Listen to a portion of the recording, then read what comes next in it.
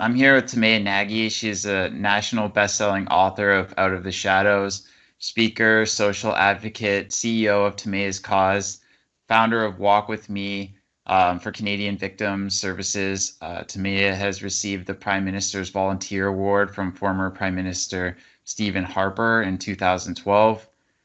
Throughout her years, she has been able to help hundreds of families reunite with their families and rebuild their lives who have been victims of sex trafficking.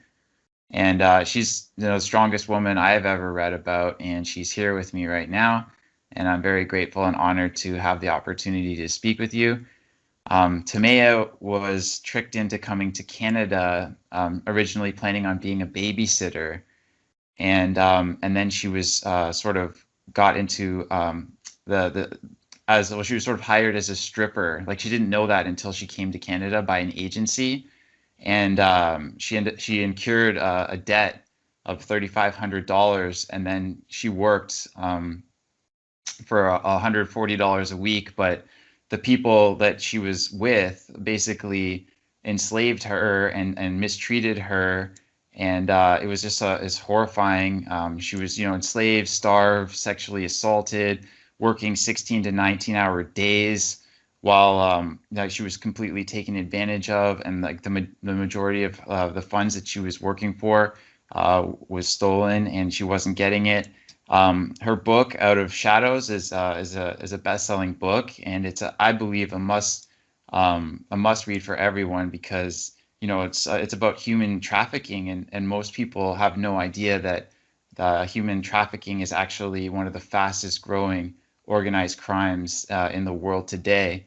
And it's really bad. So I just had a few questions for you. First of all, the strip club that you worked at, Fantasia, I mean, this was very eye-opening for me. Like, I didn't really realize, honestly, until reading your book, how terrible, the strip club industry can be and how much corruption there is there. So I was wondering, are there, a lot of different women that you've rescued from the strip club industry? And if you know of any other strip clubs, specifically in Ontario or any other place, where you know that women are being trafficked the same way as you were at Fantasia. Thank you so much for the introduction, and thank you very much for having me on your Yeah. Oh, honestly, congratulations on everything you achieved. I actually follow your movement, and I really well, that's appreciate awesome. it Mm. for the vegan community. Um, and thank you for bringing this subject to your viewers and followers, because it is an important one. It's a dark one, but if you can pass that part and just focus on how much we can do together once we know, to kind of eradicate this together, then I think it's more inspiring than dark. And with regards to your question, so my story happened 20 years ago, and a lot of laws has changed since then. So what I would say is that while there are still strip joints in Ontario and Southern Ontario, and I do believe that there are victims of human trafficking who do appear in strip joints still. It's not the major platform anymore for traffickers. There isn't as much money in strip joints anymore. The internet kind of changed everything, with regards to how fast clients can get what they want. And also in strip joints, there's a lot of rules and regulations. Doesn't mean people are following them. But if you're talking about what the demand really wants, it's probably most likely that the men who going to a strip joint and the services that they want, they most likely want to get it done in private areas, such as hotels or apartments or condos. So the geographic of human trafficking completely changed, specifically in the last 6 to 8 years, due to the internet, and just it's just a whole different thing now. So what I'm saying is that now a client can go online and order a girl in less than 30 seconds. It takes that short amount of time, and a girl would show up at your door faster than DoorDash or Skip the Dishes, which is very concerning, because everything we do with technology, we make our life so much easier and convenient. And unfortunately, traffickers use the same technology as we use to get faster pizza or booze at our door, than getting girls or boys delivered to the clients. So to give you some numbers, in Canada, most of the victims now are Canadian girls and boys between the age of 12 to 21. 92% of them, 92% of the victims that organizations have reported to be trafficked or groomed or exploited. So there's also a number that we can't really back up academically because there's not enough research on it, but from the frontline workers, it's estimated that there's about 40 to 50,000 Canadian youth are being trafficked or at risk or being groomed as we speak.